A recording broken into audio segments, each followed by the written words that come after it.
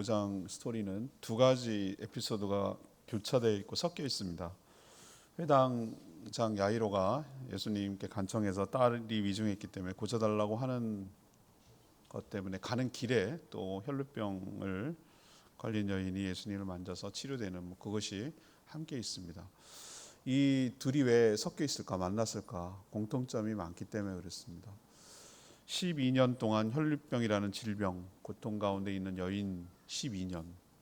근데 그 병 걸린 동안에 살았던 한 여자아이도 12년, 12살 된 아이입니다. 둘 다 모든 죽음과 질병에 넘어서서 구원의 은총을 받았다라는 점에서 공통점이 있는 것이죠. 이 두 사건 모두 주님의 은혜입니다. 은혜죠.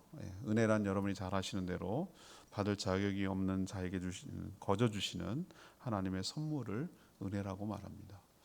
자, 거저 주시니 내가 할 수 있는 게 없죠. 맞습니다. 선물은 그런 겁니다. 그런데 여러분은 은혜를 받기 위해서 은혜 받을 수 있는 그릇을 준비해야 될 줄로 믿습니다. 안 줘도 주님 할 말 없어요. 우리는. 그렇지만 어떤 자에게 주시는지 여러분이 잘 유심히 보셔야 돼요. 그 그릇을 준비하고 자세를 취할 때 여기 나온 사람들만 아니라 여러분들에게도 그 은혜를 베풀어 주실 줄 믿습니다.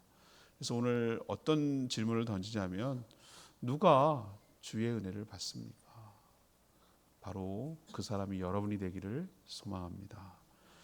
오늘 말씀을 통해서 첫 번째로 주시는 교훈은 이겁니다. 누가 은혜를 받는가? 예수님 외에는 내 인생에 답이 없다는 결단을 내린 사람, 예수님 외에는 내 인생을 풀어낼 뿐이 해답이 없다라고 확신하고 결단한 사람이 은혜를 받게 될 줄 믿습니다. 오늘 예수님이 가버나움이 돌아오셨어요. 어딜 갔다 오셨죠? 거라사인이라고 하는 곳에 갔다가 배를 타고 다시 되돌아오셨어요. 그게 21절에 나오거든요. 그러니까 기다렸다는 듯이 지금 예수님을 찾고 원하는 자들이 너무너무 많아요. 각종 귀신 들린 자, 병든 자뿐만 아니고 그냥 호기심에 저분이 도대체 누구야? 어떤 분이야? 라고 생각하는 사람들이 엄청 많이 모였단 말이죠. 그렇게 많은 사람들 중에 뛰어나와서 예수님의 발 아래 엎드려서 간구하는 사람이 있었어요. 여러분이 잘 아는 대로 이름까지 나옵니다. 그냥 회당장이라고 하지 않고 회당장 야이로라고 하는 사람이 주님께 나와 발 앞에 엎드립니다. 그리고 간청을 하는 것이죠. 왜 간청했을까요? 자기 12살 된 딸이 죽을 병에 걸렸기 때문에, 시간이 지나면 누가 봐도 이거는 죽을 병이기 때문에 고쳐달라는 거죠. 살려달라는 것입니다. 우리는 이 사실을 놓고 당연하지, 그래야 되지 않겠어? 라고 생각하지만 우리 당시의 문화와 상황으로 돌아가 보자고요. 예수님이 지금 막 떠오르는 라이징 스타예요. 막 여러 가지 고치고 막 그렇긴 해요. 소문 들었어요. 근데 아직 확정되거나 공인된 것도 아닙니다. 근데 이 야이로라는 회당장은 이미 포지션이 있어요. 회당장이 아무나 됩니까? 가버나움 회당 정도 되면 굉장히 큰 그 갈릴리 중심 도시인데 거기에 회당장을 맡고 있으니 나름대로 사회적 지위와 명성이 있고 포지션이 있는 사람이죠. 근데 그 사람이 지금 다 내려놓고 지위고 체면이고 자존심이고 다 내려놓고 예수님을 찾아와서 그 발에 엎드리는 것이 결코 쉬운 일이 아니에요. 근데 왜 그렇게 했습니까? 자기 딸이 죽어가잖아요. 자기 딸이 죽어가는데, 죽으면 되살릴 수 없다고 생각하는데 뭐가 그게 문제가 되죠? 그 알량한 자존심이 뭐가 문제가 되겠어요? 지위와 체면이 뭐가 문제가 되겠어요? 근데 저는요, 많은 사람들이 여기서부터 걸려 넘어진다고 생각해요. 그 알량한 자존심 지키느라고 주님께 나오지 않아요. 문제가 심각하고 시간이 지나면 안 된다는 걸 알면서도 나오기를 꺼려하고 주저하는 거예요.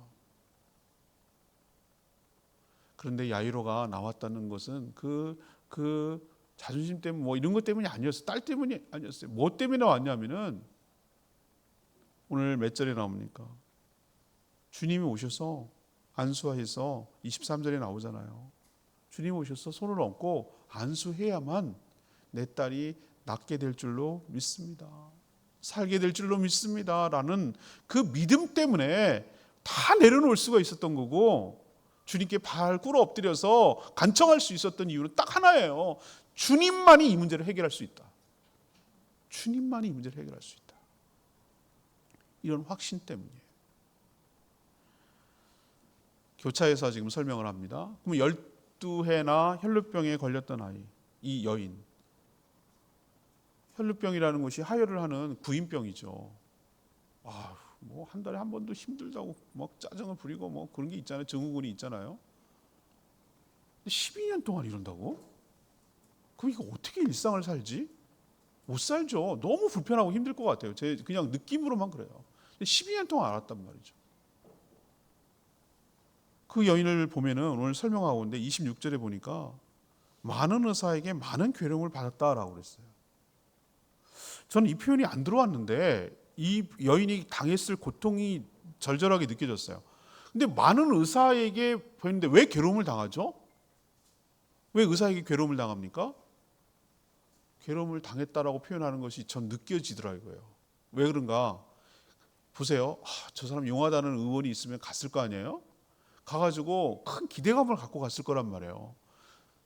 그리고 그것을 받아들이는데 아무 효험이 없어. 아무 그냥 효과가 없어. 여전히 또 증상이고 여전히 고통스러워. 또 여긴가 용하다는 거 하면 또 가요. 마르타처럼 실험당한 거예요. 이 의사는 이거 처방, 이거 의사하면 이거 처방, 이거 하면 이 의사 처방. 그러다 보니 시간도 버려, 몸도 지쳐. 사람이 그 희망 고문 같은 게 있잖아요. 여기 가면 나을 건가? 여기 가면 해결될 건가? 이러고 이리저리 전전하면서 찾아다니는데 다 될 때마다 다 해. 그 사람들이 거저해 주겠어요? 또 자기가 갖고 있는 것 또 갖다 내고 의료비 내고 뭐 예전에 의료보험은 없어서 그냥 공짜는 안 해줬을 거 아니에요. 이거 내고 이렇게 한 거예요. 그런데 기대 잔뜩 하고 갔더니 또 안 돼. 잔뜩 기대하고 갔더니 안 돼. 몸도 망가지고 마음도 망가지고 재산도 없고 피폐해지고 사는 게 아니에요. 그래서 많은 사람은 의사로부터 뭐 했다고요? 고통을 받았다고 말하잖아요. 그 상실감과 상처가 엄청 큰 거예요.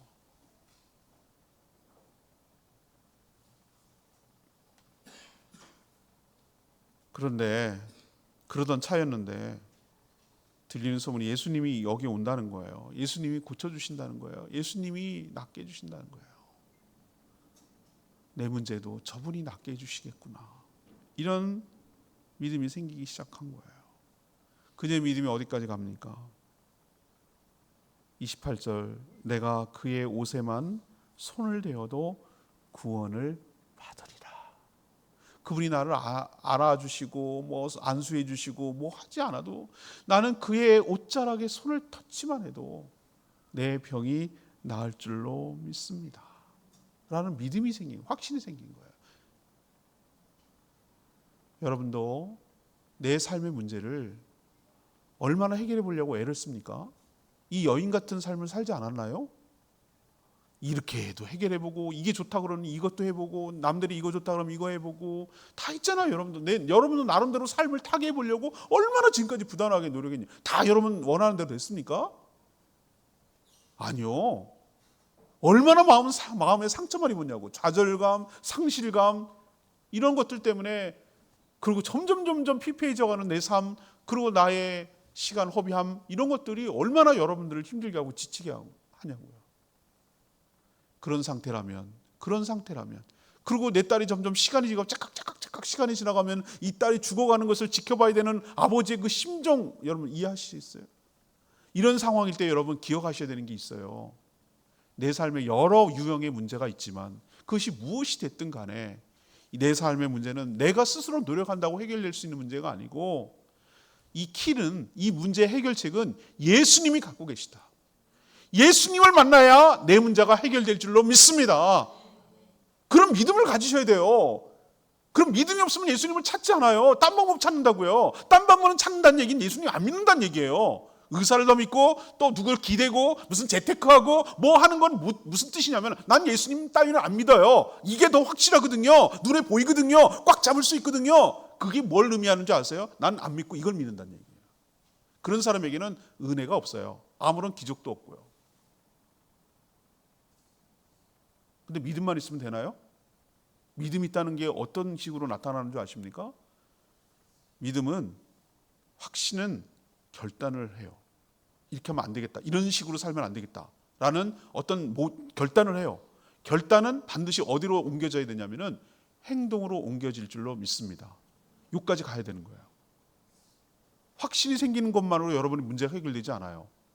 그렇지, 예수님이 내 문제를 해결해 주신다고 하지, 믿는 게 뭔 은혜를 받는 거랑 상관이냐고요. 그건 첫 단계에 불과해요. 그렇다고 정말로 믿는다면 가야 되겠다, 주님 만나야 되겠다, 주님 만나야 되겠다는 결단을 하셔야 되고, 결단만 해서는 안 되고 실제로 주님을 만나는 행동으로 옮길 때 여러분의 삶에도 놀라운 기적과 은혜가 임하게 될 줄 믿습니다. 야이로 보세요. 주님이 내 문제를 내 딸을 고쳐주신 유일한 분이다 라고 생각하니까 그 많은 사람들 중에 뛰쳐나가잖아요. 자기 자존심 다 내려놓고 엎드리잖아요. 주님께 그렇게 간구하고 간청하잖아요. 주님을 초청하잖아요. 주님의 손을 닿기만 하면, 주님 손에 안수하시기만 하면 낫습니다라고 할 수 있는 게 뭐냐면은 예수님이 해답인 걸 알고 있기 때문에 행동을 옮기는 거예요. 혈루병 여인이요? 다 했어요.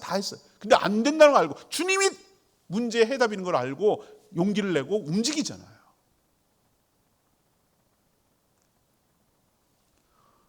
여러분에게 오늘 주신 말씀 중에 도전하는 첫 번째 말씀은, 백방으로 여러분이 내 인생을 타개해 보겠다고 노력하는 것이 얼마나 허사이고 허망한가, 안 되는가 라는 절망감을 느끼셨다면 여러분의 절망의 끝은 하나님의 시작, 희망의 시작인 줄로 믿습니다. 하나님 네 알아서 자기 스스로 알아서 타개했다고 하는 사람 내버려 둡니다. 은혜를 미칠 수가 없어요. 왜? 하나님 안 의지하고 안 믿고 자기식으로 살아보겠다는 뜻이거든요. 그런 사람한테 뭘 도와줘도 은혜가 은혜가 되겠습니까? 그 사람한테 은혜를 베풀면 은혜라고 여기겠습니까? 안 여깁니다. 은혜는 나는 아무것도 할 수 없다라는 절망일 때, 그리고 내가 해달라고 요구할 수 있는 자격도 없을 때, 그럴 때 주실 때 그게 정말로 고마운 거예요. 여러분도 그렇지 않습니까? 정말 목이 말랐는데 누구 하나 내기상으로 주다, 그게 그렇게 고맙지 않습니까? 내가 정말로 절박했는데 이건 나는 스스로 해결할 수 없는 문제인데, 나는 그렇게 해달라고 요구할 수도 없는데, 나랑 아무런 관계도 없는데 그렇게 나한테 오셔서 해줄 때 정말 고맙지 않아? 그게 은혜라고 여기지 않겠습니까? 그런 은혜를 받으려면, 아 그래, 다 이제 내려놓고 주님 찾아야 되겠다, 주님이 내 문제 해결해 준다라는 것을 확신하시고 행동으로 옮겨서 주님을 만나야만 해결될 수 있다는 거 기억하시고, 주님을 만나는 행동으로 옮겨지는, 그래서 은혜를 받는 저와 여러분 되기를 소망합니다. 두 번째, 어떤 사람이 은혜를 받는가? 해결되기 전에는 결코 포기하지 않는 간절함 있는 사람. 해결되기 전에는 절대로 포기하지 않는 간절함 있는 사람이 은혜를 받게 될 줄 믿습니다. 자, 이제 알겠어요. 확신이 있고 결단했고 행동으로 옮겼어요. 예, 여기까지 간 사람도 대단합니다. 여기도 못 가는 사람들이 많기 때문에.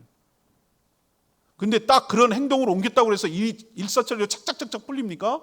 아니요. 수많은 난관들이 우리를 에워싸는 거예요. 은혜를 받기까지 수많은 난관들을 우리를 테스트해요. 정말로 네가 그것을 원하는가 묻는 거예요. 이 여인 보세요. 예수님께 가기로 했는데 누가 반겨주고 고속도로 깔아주고 누가 에스코트 해줍니까? 천만의 말씀. 오늘 보면 24절 보면은 얼마나 많은 사람들이, 큰 무리가 따라가고 애워싸고 막 밀치고 들치고 해가지고 접근할 수가 없어요. 여러분 지옥철이라고 타보셔서 서울에 사셨던 분은 다 아실 거 아니에요. 출퇴근할 때 밀어넣습니다. 푸시맨 있어, 푸시맨.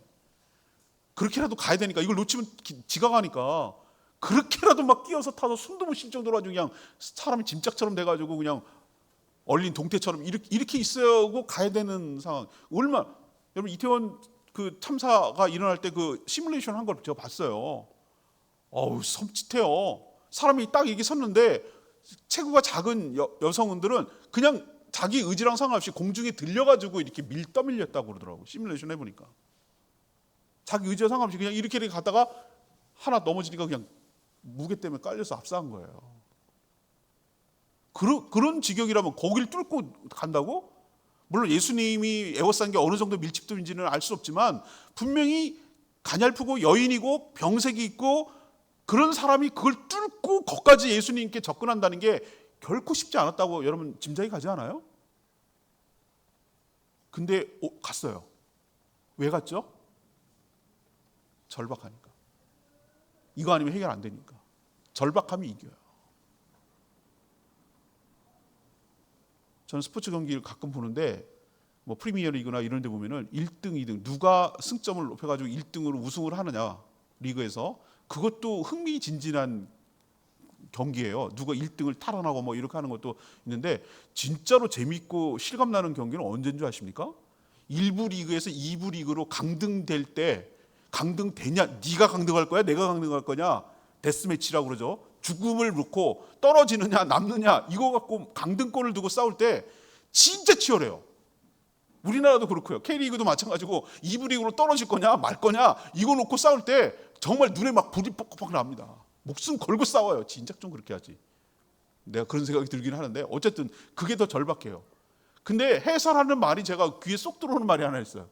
누가 이길 것 같습니까? 이렇게 이제 물으니까 해설하는 사람 명답이에요. 제가 마음속에 남았다는 얘기는 그 절박한 팀이 이깁니다. 더 절박한, 둘 다 절박하지. 떨어지는 거니까. 근데 절박한 팀이 이긴다고. 그 말 하는데 내가 깨달은 바가 있는 거예요. 사랑하는 여러분, 여러분의 삶의 문제가 말만 심각하게 막 이렇게 늘어놓지 말고 정말로 절박합니까? 이 문제가 해답이 주님만 갖고 있다라고 확실합니까?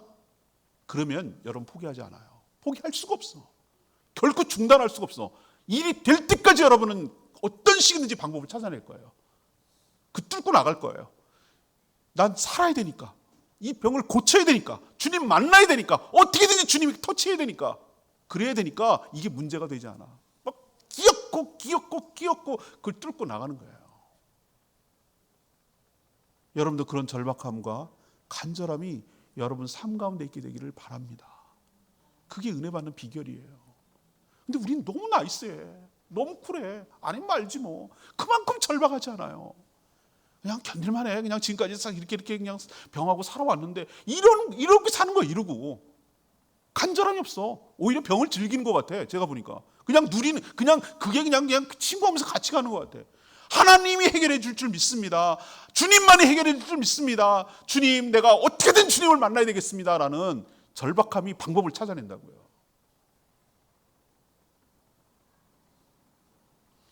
혈루병 여인은 또 하나의 핸디캡이 있었어요.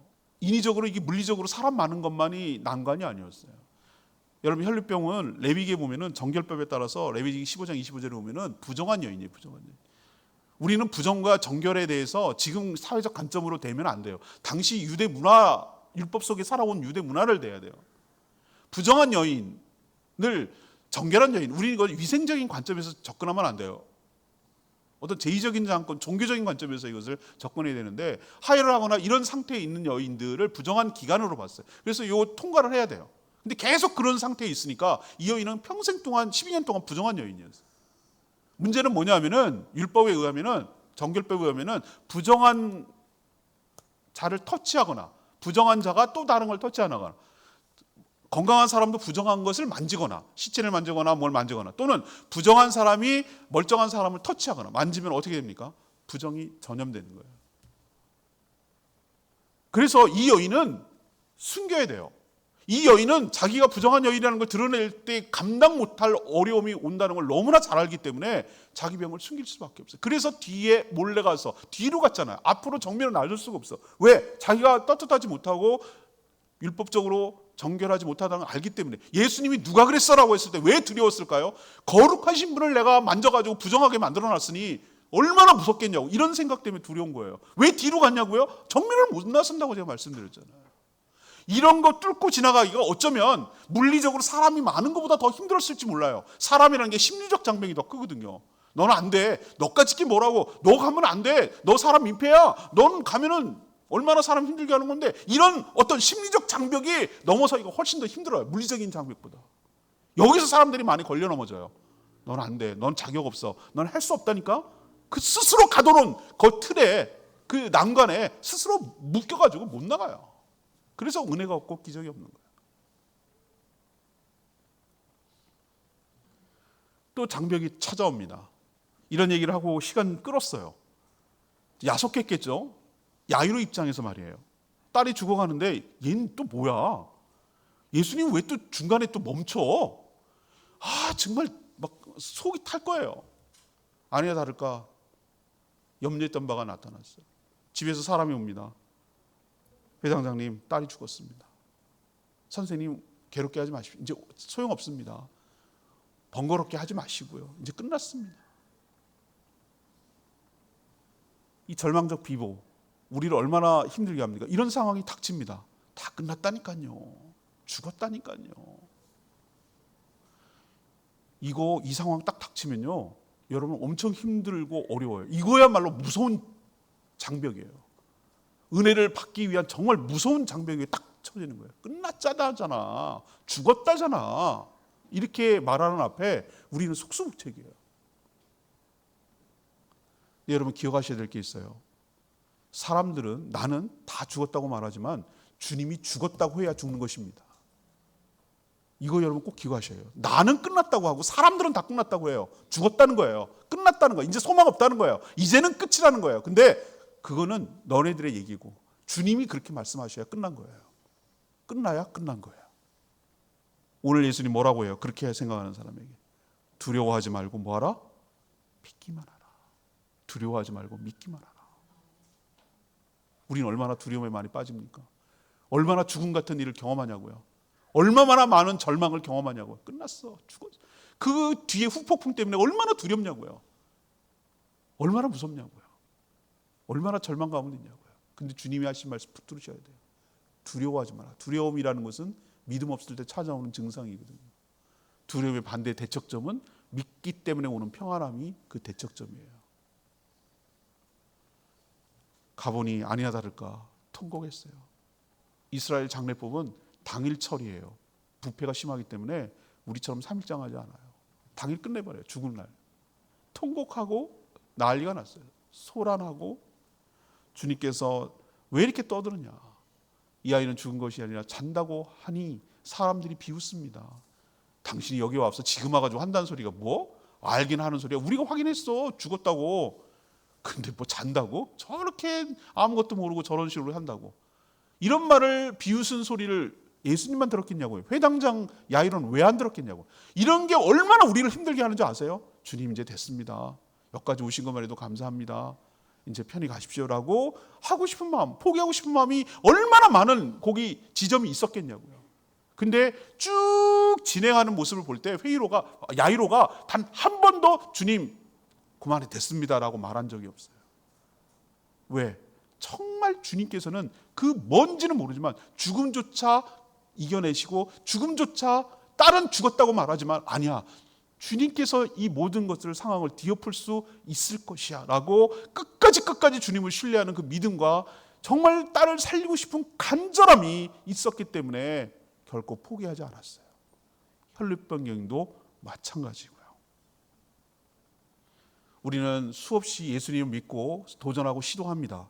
그런데 쉽게 그렇게 금방금방 이루어지고 허락되지 않아요. 여러 가지 어려움과 난관에 봉착합니다. 그때 우리는 어떤 선택을 하냐면은 합리화하고 핑계댈 것부터 먼저 찾습니다. 이소부화에서 여러분 잘 아시죠? 여우가 포도를 정말 먹고 싶어. 근데 포도가 너무 높아. 먹을 수가 없어. 그걸요. 먹고는 싶은데 자기 본심이 먹고 싶은 거예요. 포도가 너무 멀어 이렇게 있어서 먹을 수 없으니까 뭐라고 핑계댑니까? 저거 쉬었어. 그래야 내가 위안이 되니까. 우리는 이런 식으로 살아오는데 굉장히 능숙한 사람들이에요. 문제 해결이 안 됐어. 해결할 수가 없는 문제가 난관이 딱 있어. 그럼 뭐라고 합니까? 저거 심포도야, 심포도. 이렇게 합리화하고 핑계를 대고 자기 변명을 해야 그래가 내가 편하니까. 이래서 아무런 없는 거예요. 아니 포도 먹고 싶으면 먹어야지. 그게 정말 목적이라면 그걸까지 가야 될 거 아니에요. 근데 중도에 포기하는 경우가 얼마나 많은지 몰라요. 이래서 안 되고 저래서 안 되고 이것 때문에 안 되고 이것 때문에 안 되고. 저는 이럴 때마다 오늘 말씀에 대입해 보면 그건 뭘 의미하는가? 두 가지예요. 믿음이 없고 주님께서 내 문제를 해결해 줄 거라는 믿음이 간절한 믿음이 확고하게 없고 또 하나는 그만큼 절박하지 않은 거예요. 다른 방법이 있다고 생각하는 거예요. 다른 방법을 찾아보겠다는 거예요. 그런 자에게 은혜가 없는 거예요, 여러분. 그래서 나에게 은혜가 없구나라고 생각을 해야 돼요. 여러분 정말로 믿는다면 포기하면 안 돼요. 정말로 믿는다면 될 때까지 포기할 수가 없어요. 돼야 되는 거예요. 될 때까지 끝까지 방법을 찾고 또 찾고 또 찾고 주님께 나아가는 저와 여러분 되기를 소망합니다. 이런 자에게만 은혜가 떨어진다고요. 이런 자에게만 기적이 있다고요. 핑계대지 말고 절망하지 말고 좌절하지 말고 합리화시키지 말고 정말로 믿는다면, 그리고 정말로 절박하다면, 정말로 주님께서 내 문제를 해결해 주실 수 있다고 확실하게 믿는다면 될 때까지 가야죠. 여러분도 이렇게 살아서 간절함으로, 절박함으로, 믿음으로 살아서 여러분의 삶에 산적한 여러 가지 문제들이 해결되는 은혜를 잊게 되기를 간절히 바랍니다. 마지막 세 번째가 은혜로워요. 문제 해결을 넘어 주님과 인격적인 관계를 형성하는 것, 이게 은혜를 받은 사람이에요. 예수님은 길을 가다가 멈춰요. 누가 손을 대었느냐? 범인 색출하기 위해서 이렇게 하신 겁니까? 아니죠. 더 깊은 뜻이 있어요. 그게 구원이 뭔지를 잘 보여줘요. 오늘 여러분 아까 앞에서 영상 봤죠? 구원은 뭐다? 예수님께서 기계적으로 너 이렇게 아니에요. 구원은 예수님과 나와 인격적인 1대1의 만남으로 관계를 맺는 것이 구원인 줄 믿습니다. 오늘 보세요. 둘 다 느끼잖아요. 예수님도 자기 몸에서 능력이 나간 것을 알고, 그 여인도 즉각적으로, 오늘 표현이 뭐랬어요? 29절. 이에 만지니까 그의 혈육 근원 본질 핵심 가장 뿌리가 곧 마름에 해결이 된다는 걸 이렇게 표현한 거 아니겠어요? 그거를 몸에서 깨달았다고 그랬어요. 몸에서 깨달았다고. 내가 구원받았다는 거는, 그거는 관념이 아니에요. 나는 알아요. 나도 느끼고 주님도 느끼고 서로 상호적으로 느끼는 거예요. 이게 구원이에요. 예수님을 인격적으로 만나야 된다는 게 무슨 뜻인지 아시겠어요? 예수님이 남이 말하는 예수님이 아니고, 성경 속에서 있는 책 속에 있는 예수님이 아니고, 남들이 믿는 예수님이 아니라 나의 예수님이 되어야 될 줄로 믿습니다. 그건 개인적인 것이 집단적이 될 수가 없어요. 그래서 인격적인 만남이 필요하고 대개인 대 1대1로 만나야 되는 거예요. 그래야 해결되는 거예요. 그게 진짜 예수님이 말하고 싶은 거예요. 구원은 말이죠, 그런 거예요. 관계를 맺는 게 궁극적인 목적이에요. 제가 결론적으로 미리 말씀드리면, 예수님은 우리 삶의 산적한 문제를 가지고 그 문제를 해결해 주는 것에 궁극적으로 목적이 있는 게 아니에요. 그 문제를 통해서 해결하는 과정을 통해서 구원의 은혜를 경험함으로 인해서 예수 그리스도와 인격적인 관계를 맺고 구원이 완성되고 구원 상태로 계속 살아가게 되는 것이 진짜 목적이지, 병 하나 딱 낫고 귀신 하나 쫓아내고, 요게 궁극적인 목적이 아니라고요. 그래서 그 가던 길을 멈추고 찾는 거예요. 그 바쁜 시간에 야이로 딸 죽어가는데도 불구하고 이 여인을 찾아내는 이유가, 이 여인을 온전히 회복시키고 싶은 거예요. 범인 색출이 아니에요. 숨길 수 없죠. 이 상황에서 누굴 숨기겠어요? 주님을 숨긴다고? 말도 안 돼요. 알았어요. 그래서 33절에 여자가 자기에게 이루어진 모든 일을 두려워했어요. 내가 만졌구나, 뒤로 갔지, 내가 부정한 여인인 거 다 알고 있어요. 이 모든 상황이 다 아는 거예요. 두려운 거예요. 그래서 고백하지 않을 수가 없어요. 공개적으로 여러 사람들이 보는 가운데. 이게 중요합니다. 여러분의 신앙 고백이 공개해야 되는 이유가 여기 있는 거예요. 왜 세례를 받을 때 모든 사람 앞에서 공개합니까? 이미 개인적으로 예수 영접 모임을 하고 예수님을 믿겠다고 했는데도 불구하고 알아요. 자기도 느끼고 느껴요. 그런데도 왜 공개합니까? 공개해야 돼요. 공개할 때 효력이 있어요. 주님께서 공개할 때 이 사람이 관계가 형성된 것을 선포할 수 있어요.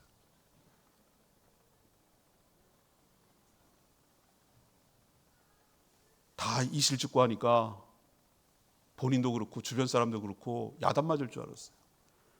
이런 더러운 여인이 감히 거룩한 분에게 손을 대다니, 부정한 여인이 손을 댔었구나, 이렇게 할 줄 알았어요. 예수님이 그 여인을 찾은 이유를 알겠어요. 34절 이 말씀이 저는 너무너무 은혜가 됐어요. 딸아, 내 믿음이 너를 구원하였으니 평안히 가라. 내 병에서 놓여 건강할지어다. 이 말을 하고 싶었어요. 이 말을 그 여인에게 하고 싶었던 거예요. 그래서 찾은 거예요. 예수님 나이가 몇 살이라고 보이세요? 공세기 30 시작해서 33살에 돌아가시니까 이때가 31 아니면 32이에요. 딸이라고요? 이 여인이 적어도 몇 살인지는 안 나오지만 12년 동안 혈루병을 앓은 걸로 봐가지고 결코 어린아이는 아니에요. 성인이에요. 근데 딸이라고? 여기서 말하는 게 어떤 뭐 사회적 포지션과 나이와 이런 그것 때문에 딸이라고 말하는 겁니까? 아니죠. 전능하신 하나님께서 피조물을 향해서 관계를 맺는, 그리고 하나님의 자녀로 삼아주신다는, 넌 남이 아니고 이제는 하나님의 자녀, 하나님의 딸이라고 선포해 주시는, 딸이기 때문에 고쳐주고 딸이기 때문에 아버지가 책임져 주시는, 아버지 하나님이 책임져 주시는 그런 의미로 딸이라고 불러주시는 거예요. 그동안 의사한테 얼마나 당했을까? 돈벌이나 하고 이 여인한테 어떻게든지 있는 거 다 끌고 모으려고 이런저런 효염 있다고 막 약장 팔았을 거 아니겠어요? 그런 사람과 차원이 다르잖아요. 따라. 고객님 어서 오십시오가 아니라 따라. 주님께서 여러분을 여러 사람 중에 한 명으로 대하시는 것이 아니라 하나님의 자녀로, 하나님의 딸로 친근하게 불러주시고 여러분을 자녀로 삼아주시는 줄 믿습니다. 이거 하고 싶었던 거예요. 아들아, 딸아, 너의 믿음, 내 손에 옷자락에 손을 대기만 하면 나을 것이라고 하는 너의 믿음이 너의 병만 치료한 것이 아니고 너를 구원하였느니라. 모든 노임, 모든 억압, 모든 눌림에서 해방되어 자유롭게 될지어다.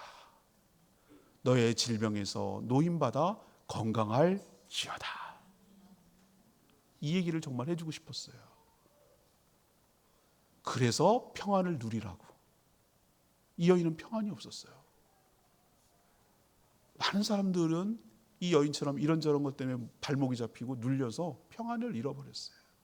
이 여인에게는 건강이었고 사회적 관계가 문제였지만 사람들마다 다 억압되고 눌려있는 게 있거든요. 가장 근본적인 원인은 죄 때문이지만 그 눌린 가운데 발목이 잡혀서 평안을 누리지 못하고 늘 두렵고 늘 불안하고 늘 염려 가운데 눌려서 살았거든요. 근데 주님을 만나니까 나는 단지 이 병만 치료해 주셔서 너무 고마울 것 따름인데 주님께서 나를 만나서 나를 딸이라고 불러주시고 나의 질병을 해결해 주실 뿐만 아니라 나 같은 죄인을 구원하여 주시고 하나님의 자녀 삼아 주시는 은혜가 얼마나 감격했을까. 그래서 정말로 그 여인은 드디어 진정한 평안과 평안을 누리게 된 줄 믿습니다.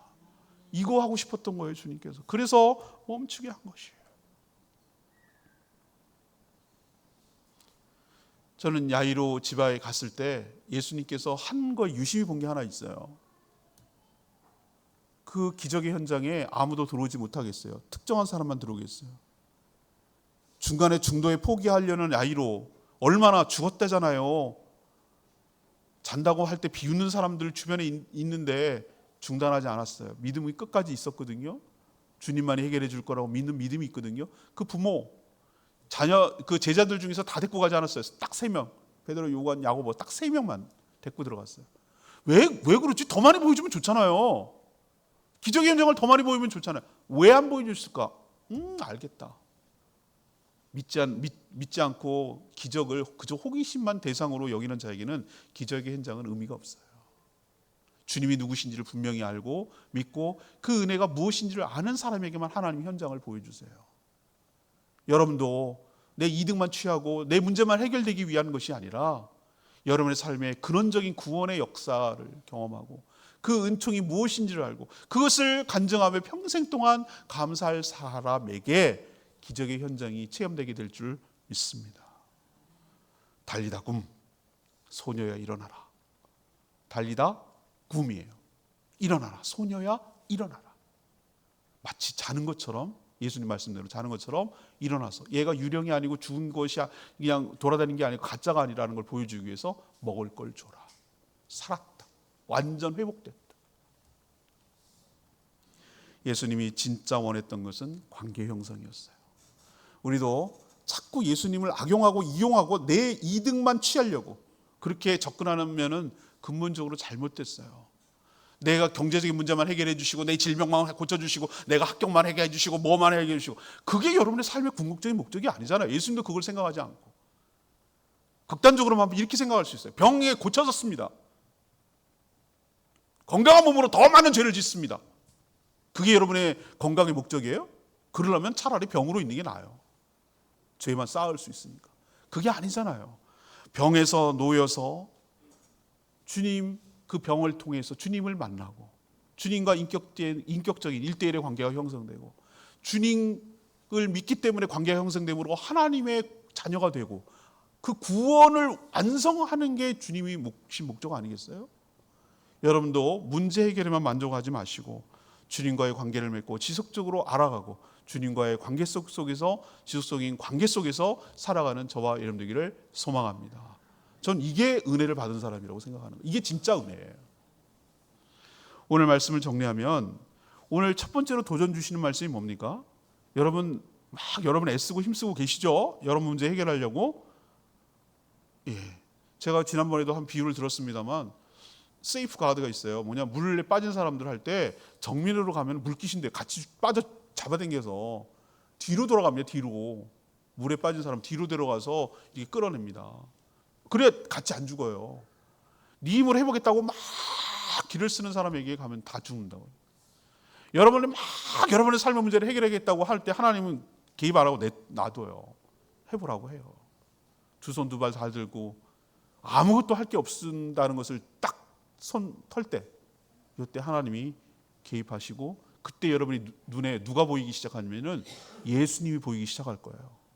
그동안에 귓등으로만 듣고 그냥 말로 알고 머릿속으로만 알던 예수님이 드디어 눈에 보이기 시작할 거예요. 그때 주님을 찾을 거예요. 주님 그때까지 기다리는 거예요. 해볼 때까지 해보라고 그래요. 근데 여러분, 예수님만이 내 삶의 해답을 갖고 있는 줄로 믿고 주님을 만나야만 해결된다는 거 기억하시고 그분을 만나려고 하는 확신 가운데 행동을 옮기는 저와 여러분 되기를 원합니다. 그리고 난관이 있다고 그랬어요. 쉽게 가지 않아요. 왜냐면 정말로 믿고 절박하다면 포기하시면 안 돼요. 포기하고 핑계대면 안 돼요. 비겁해요. 그러는 게 믿음이 없는 거예요. 그건 믿음이 있는 게 아니에요. 여러분 끝까지 상황에 절망하지 마시고 전폭적으로 절대적으로 신뢰하시고 해결될 때까지 주님을 찾는 저와 여러분 되기를 소망합니다. 그리고 주님께서 진짜 원하시는 게 뭔지 여러분 아셔야 돼요. 문제 해결만이 여러분의 궁극적인 끝이 아니에요. 그건 하나의 소재예요. 소재. 요리로 치면 재료에 불과해요. 그건 여러분을 만나고 싶은 하나님의 소스예요. 어떤 계기를 만들고 싶은 거예요. 그걸 통해 주님을 찾게 만들고 주님과의 인격적인 관계와 만남을 지속하고 싶은 게 진짜 예수님의 목적이에요. 주님께는 그 문제는 문제가 아니에요. 여러분은 제발 좀 하나님의 관점에서 여러분의 삶의 문제를 바라봤으면 좋겠어요. 그걸로만 해결했다고 좋아할 게 아니라 그 문제를 통해서 하나님과의 관계를 맺고 살아가는 축복이 여러분 가운데 있게 되기를 간절히 원합니다. 이게 은혜 받은 사람이에요. 여러분 삶이 은혜로 받는 삶으로 살아가게 되기를 축복합니다. 나의 기도하는 것보다 찬양 부르고 기도하겠습니다.